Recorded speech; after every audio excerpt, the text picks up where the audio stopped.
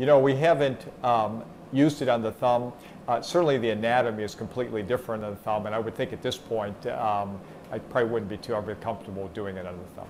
Well, you know, everybody asks whether we could use this in the thumb, and I don't recommend it in the thumb at this point, although we've done some cadaver experimentation in the thumb. We don't recommend that. We do anticipate having a procedure and technique for de Quervain's release and the thumb at some point, but right now we just recommend it be used in the lesser digits in the hand.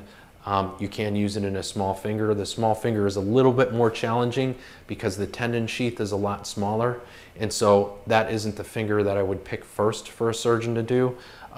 The index finger is the next most challenging just because it's a little bit more oblique as well, but the tendon sheath is larger and it's relatively easy to get into. The middle and ring fingers have the thickest sheath, and particularly if you have a diabetic patient that has had a chronic flexor tenosynovitis for a long time, that sheath can be very thick and quite indurated.